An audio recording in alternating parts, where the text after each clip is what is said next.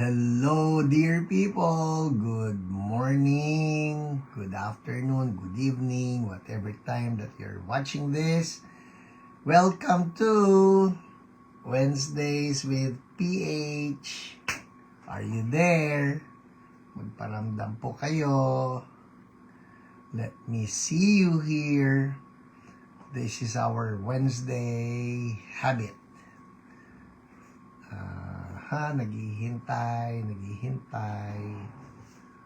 Alright. Sige. Let's see you. Ang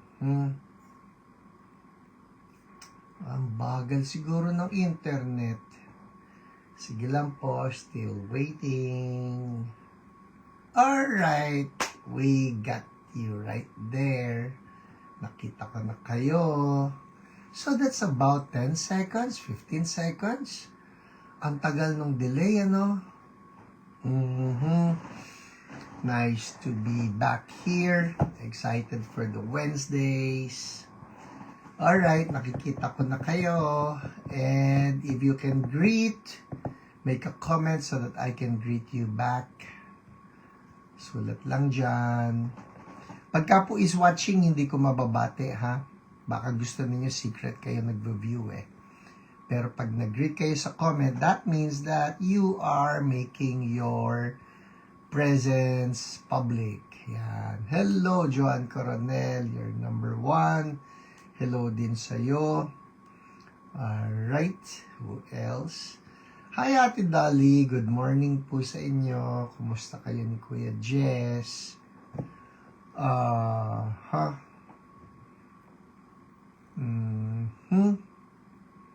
Yeah, I have some people watching na. Mabagal lang talaga siguro yung pasok. Alright. Abang-abang. Minsan naman ang bilis. I hope it's just the internet. Hi, Ate Grace Crisostomo. Good morning. Are excited. Excited po ako sa pag-aaralan natin today. Hi, Emmy Uy, good morning po. Hi, Pastor Mavic, good morning. Aga ha. Nice. Who else do we have here? Make a greeting so I can see you. Makulimlim din ba sa inyo? Grabe yung ulan kagabi, no? Grabe yung buhos, parang may bagyo. Pinapanood namin yung mga halaman sa labas. Naku po, winawasiwas ng hangin. Well, it's a good thing, hindi siya nagtagal. Pero ang lakas. Pati yung aming ibon, nag-ingay. I suppose that's the first time na naka-encounter siya ng ganong kalakas. May mga kulog at kidlat. Alright, yeah, tag people. Those that you want to bless, tag them, no? They would love to hear what we have to share this morning. So tag the friends, tag the loved ones, tag the classmates and the office mates so that they can get to watch this either live or for later. Hello, Weng Villa, good morning.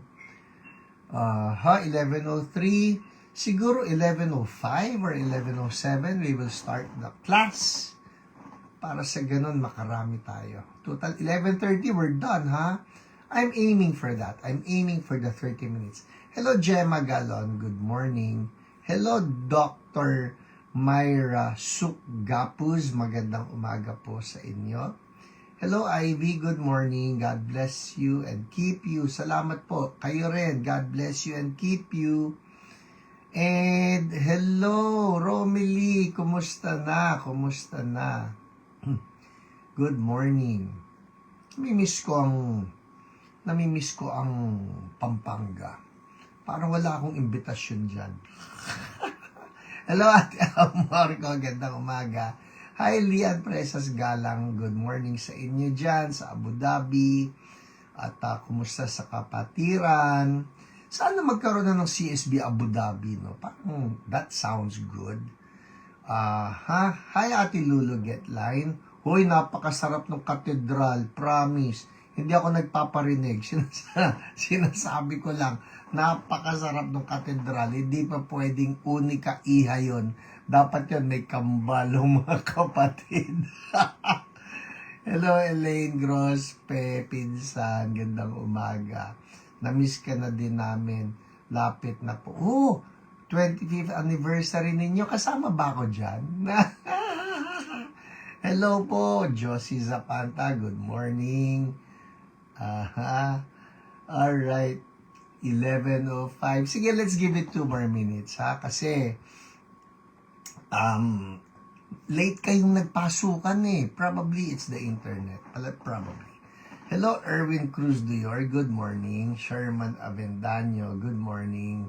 And to all the brothers and sisters in Christ. Ayan po all the brothers and sisters in Christ. Hello po. Ay, Ate Lolet, good morning. Baka naman pa pwede mong i-share ito sa sa Hiram G. Pangilinan. Pwede ba yan? From the City of Smiles, Iloilo, Res Mabakyaw. Tama, I hope I pronounced that correctly, no? City of Smiles. Huy, namimiss kong Iloilo. Kagagaling ko lang dyan, Hello, Jen from Abu Dhabi. Nice. O, dalawa na Abu Dhabi natin. PL Mendoza, good morning, evening sa lahat. Hello, Cherry Pancho, good morning. Alright, 1 more minute and then we are going to our Bibles for our devotion. Hoy people just a reminder for all of us. Uy, huwag kayong mawawala. May isasaksak lang ako, okay? Diyan lang kayo.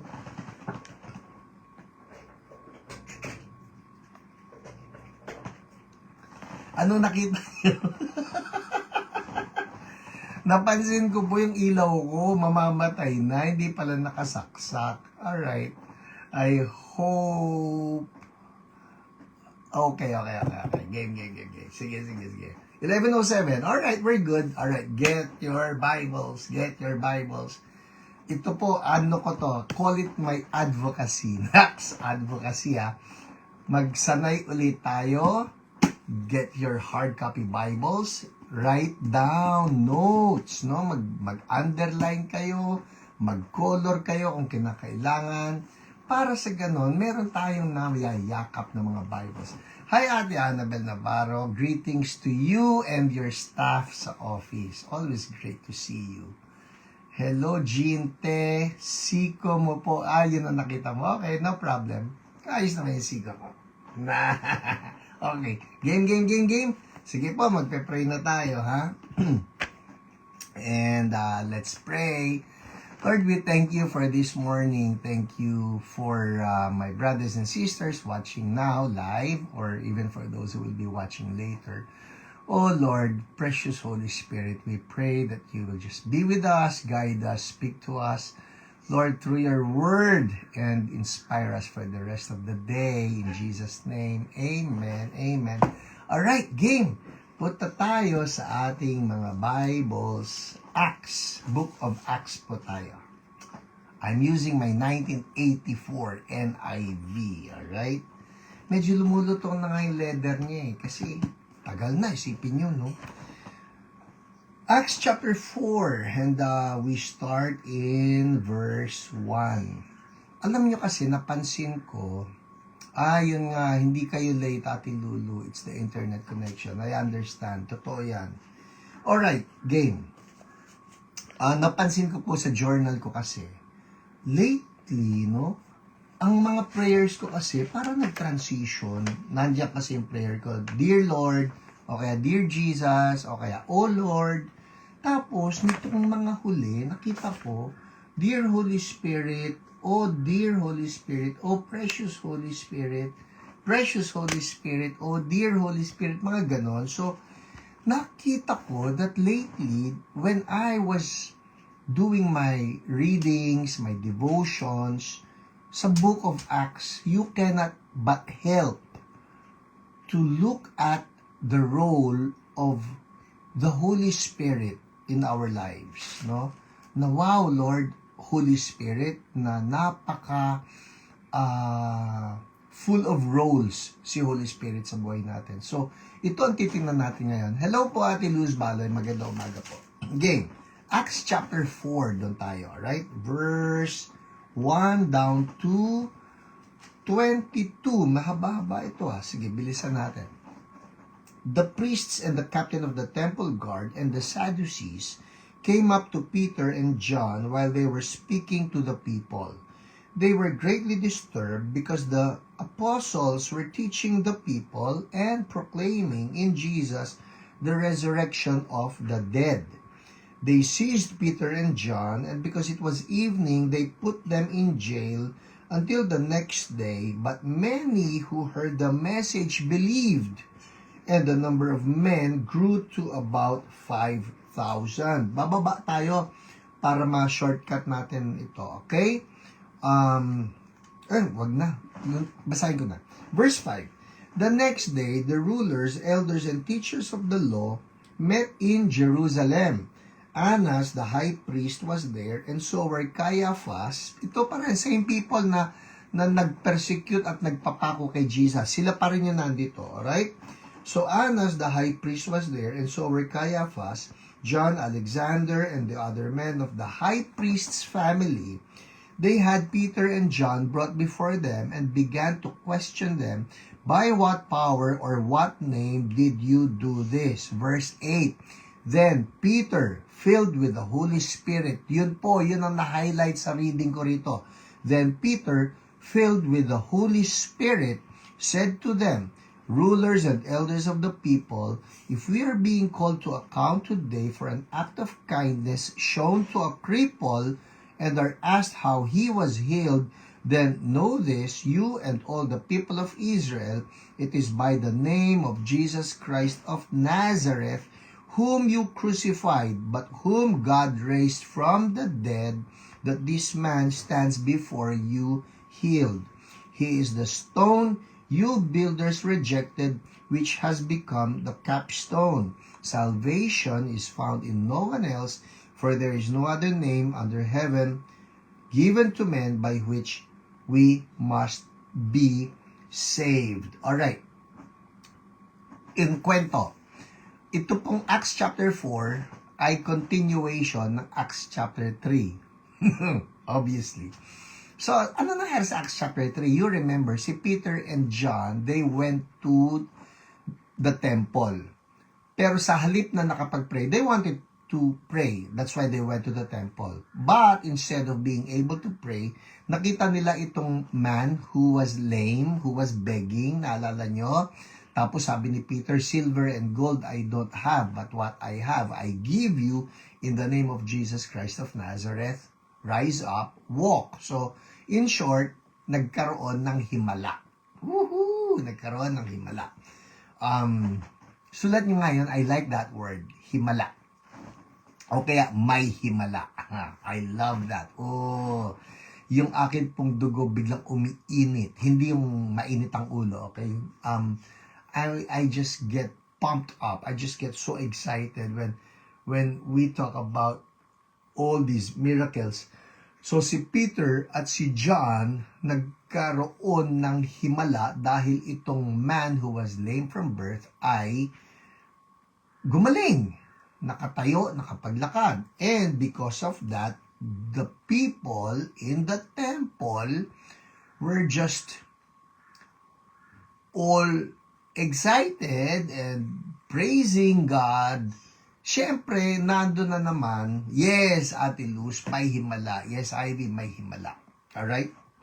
We're all excited na, wow, may himala. Ito na, itong mga kontrabida no? The priests and the captain of the temple guard and the Sadducees, lahat sila, pinahuli nila itong si Peter and John.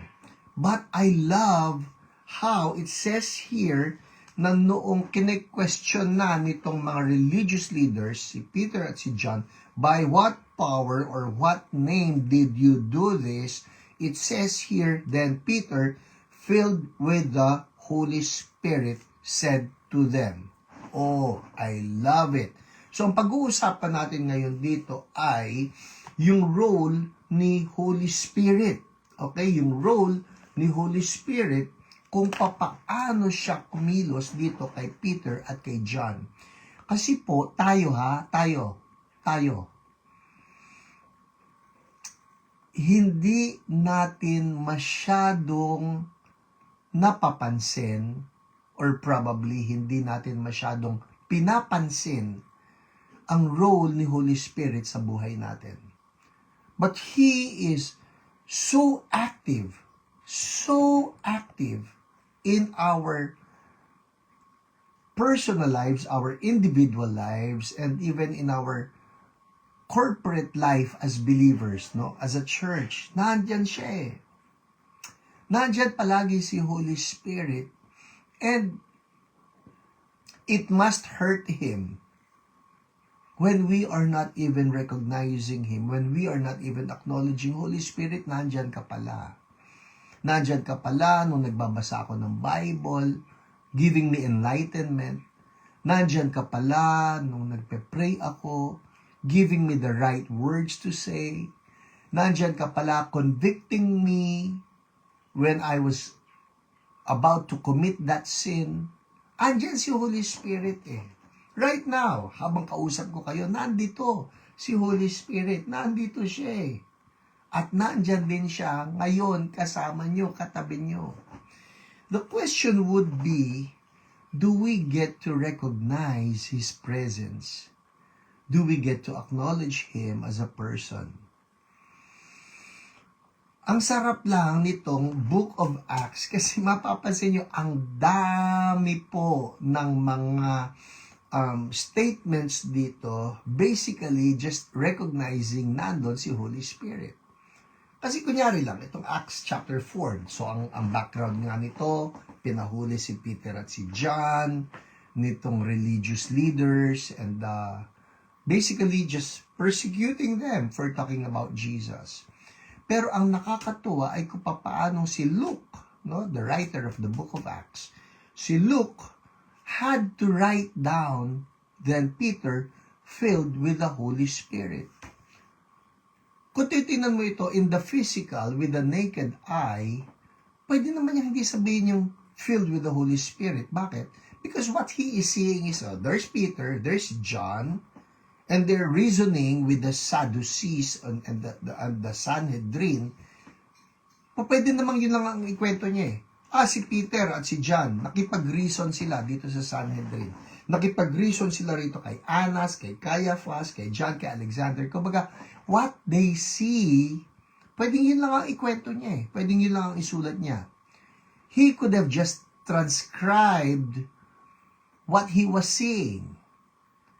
Pero, for him to be prompted na isama sa account dito sa Book of Acts that Peter was filled with the Holy Spirit when he starts reasoning with the religious leaders, it means something.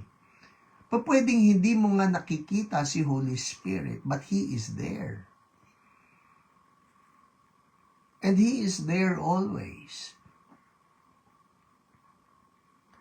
And right now, we just want to acknowledge Him. Holy Spirit, we acknowledge You. Salamat po. Salamat for Your role in our lives. Salamat for inspiring us, for convicting us, for accompanying us. I believe that He is delighted. I believe that He is touched. I believe that He is glorified when we recognize Him. Ang kaibahan ng pagkikwento ng Gospels, for example, you talk about Jesus, nando si Jesus, nagpunta siya sa Sea of Galilee, nagturo siya sa Sermon on the Mount, is that they see Jesus. Nandun si Jesus eh. So you cannot help. Kunyari, ikaw yung gospel writer. Ikaw si Matthew, si Mark, si Luke, si John. Kung ikaw yung gospel writer, you cannot help but include Jesus in your stories because you see Him. Physically, He's there. Nandun yung katawan niya eh. But Holy Spirit, you don't see Him Of course, exception to the rule, yung Acts chapter 2, na nandun, Holy Spirit came as a mighty rushing wind. He came as tongues of fire and descended on all the believers. Pero kunyari, hindi mo na siya nakikita. Like in this room right now, nandito siya eh. Ang tanong sa akin, do I even acknowledge Him? Kanina nung kumanta ako kay Lord nung aking kanta, huwag niyo na akong pakantahin.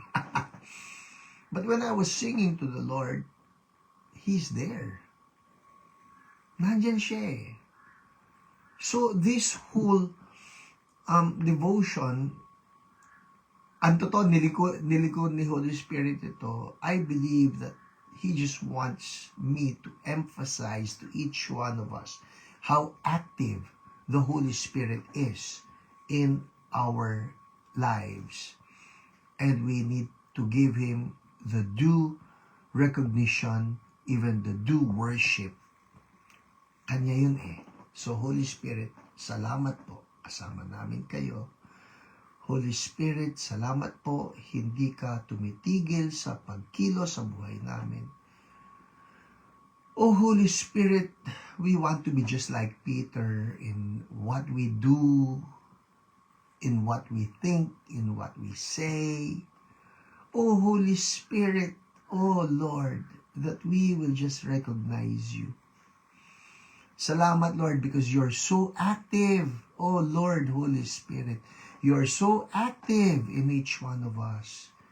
So active. Oh Lord, oh Lord.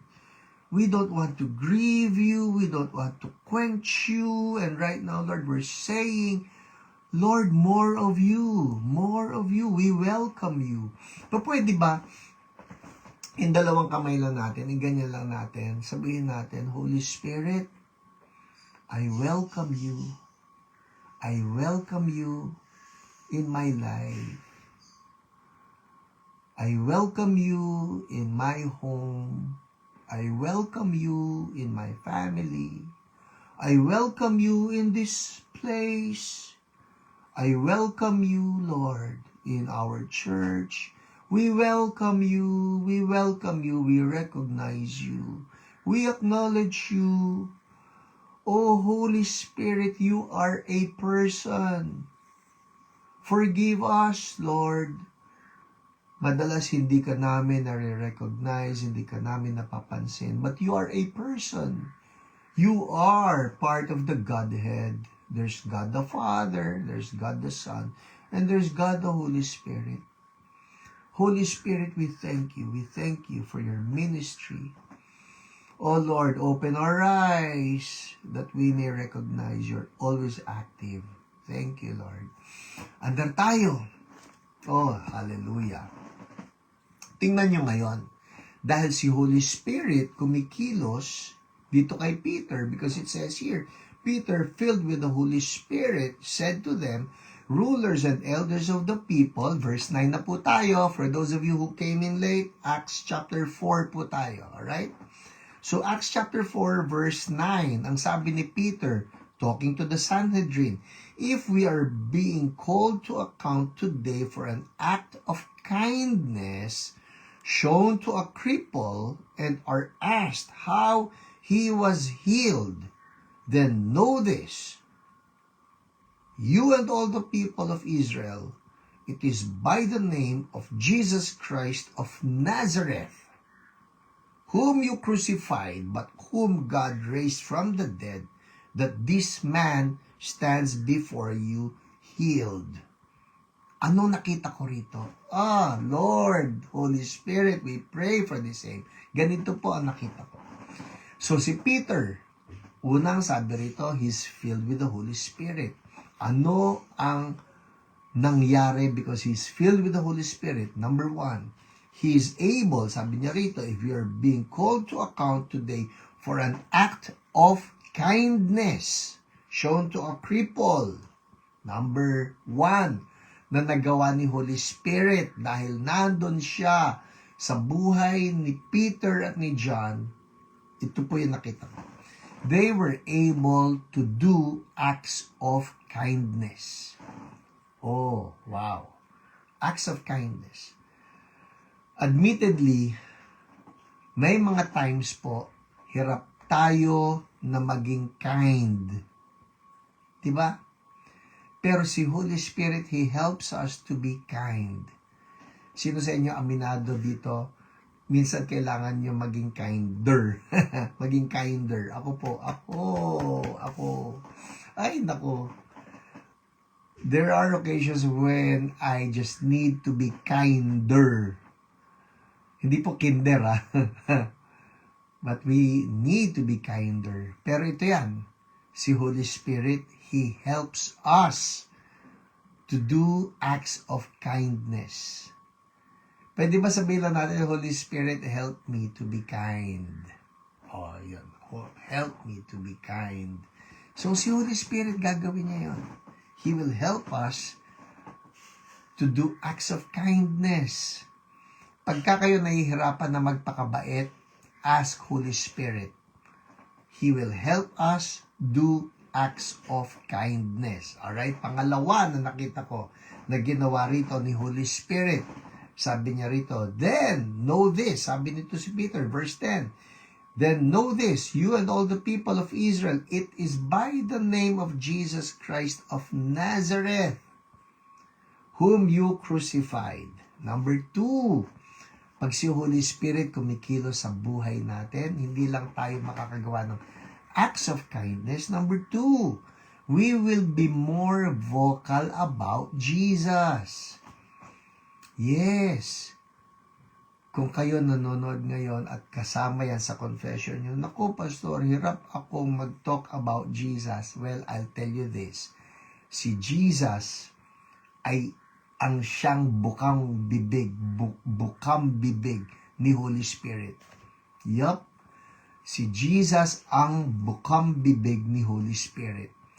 Ang totoo, si Holy Spirit, hindi nga niya pinapasikat ang sarili niya Si Holy Spirit, tinuturo niya palagi si Jesus. Tingnan niyo yung preaching na to.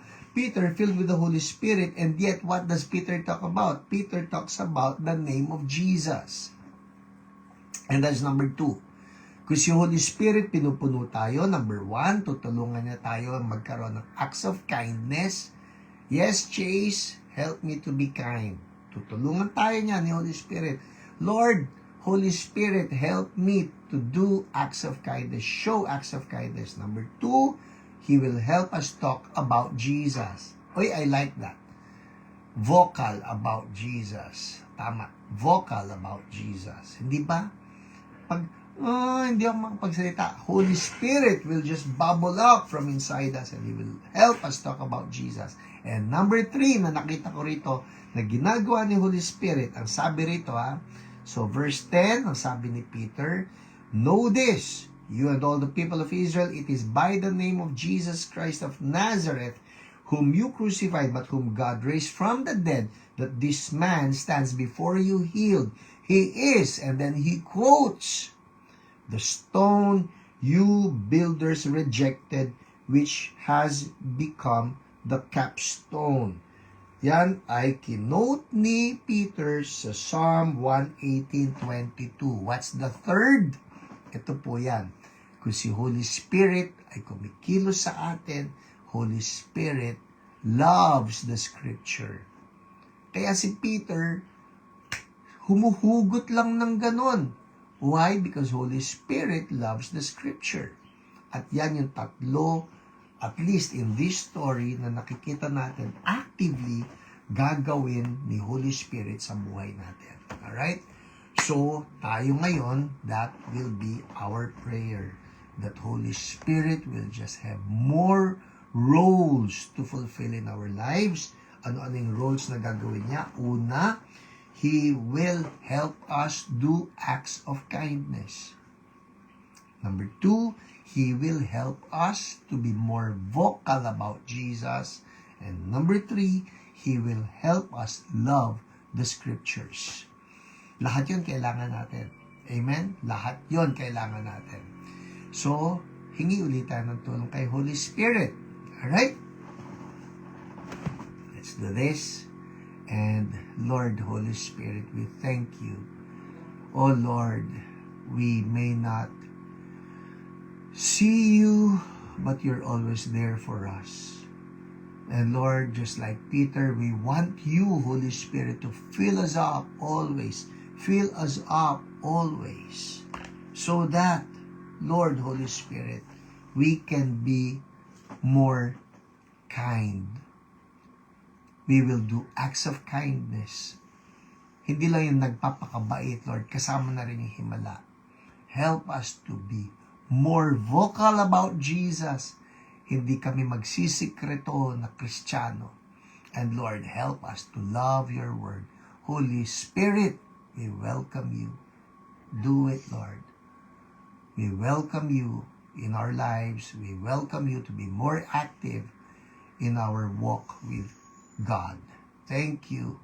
I pray for my brothers and my sisters. Holy Spirit, fire on each one of us. Fire on each one of us. Even for those who will be tuning in later, Lord, fire on all of us in the mighty name of Jesus. And we thank you, Lord. We glorify you. Hallelujah. Hallelujah. In Jesus' name. Amen. Amen. People expect Holy Spirit to be more active in our lives, no? Kahapon po, may kausap ako na fellow pastor. Natutuwa ako dahil tumawag siya. Sabi niya, Pastor Hiram, grabe yung ginagawa ni Lord sa akin, sa buhay ko. So, she started telling me of the things that God's doing in her life. Sabi ko, tama-tama. Tapos sabi, pwede po tayo mag-pray, pwede niyo ako pag-pray. Of course, so we prayed together. Habang nagpe-pray kami, sabi niya, Pastor, sabi niya, nag-gold dust yung kamay ko, nag-gold dust yung kamay ko. And that's just so amazing. So amazing that Holy Spirit really wants to manifest Himself, wants to manifest His glory, wants to manifest His fire on us all. Fire, fire, fire on us all. Oh Lord, you are not done yet. I pray for every one of us, oh Lord. Oh Holy Spirit, immerse us some more. Baptize us some more. Because we cannot live the Christian life victoriously apart from you. Kung si Peter, Lord, top apostle na yan, he has to be filled with the Holy Spirit so that he will be able to do acts of kindness, so that he will be able to talk about Jesus, so that he will be able to love the scriptures. Holy Spirit, how much more kami? We want you, we need you, we welcome you. Oh, the church needs you, the body of Christ needs you. More, more, more. Forgive us, Holy Spirit, for quenching you, grieving you, not recognizing you, not acknowledging you, but you're always there. Fill us up. Fill us up. Oh, Lord, Holy Spirit. Ho rakaye yakoya rababa. Semayo kutoya kanderebe. Yonoroto koshi kepe yoraba. Yono yetika. Holy Spirit, more, more, more. Set your people on fire. Fire. In Jesus' mighty name. Thank you, O Lord. We love you, we bless you, we honor you. In Jesus' name. Amen, amen. Well, people, I trust that you have been blessed. If you've been blessed, ano ba yung pwedeng gawin dyan? If you've been blessed, tag someone. Yeah, tag someone or share this. Oh, we want to see the church on fire. We want to see the body of Christ on fire. We want Holy Spirit to set us ablaze in Jesus' mighty name. Share this and let's pray that Holy Spirit will have more room to move in His body, the church. Amen? That's it for us today. God bless you, dear people. 11:34, lumagpas ako ng 4 minutes, but it's all worth it. Alright, bye-bye. God bless you.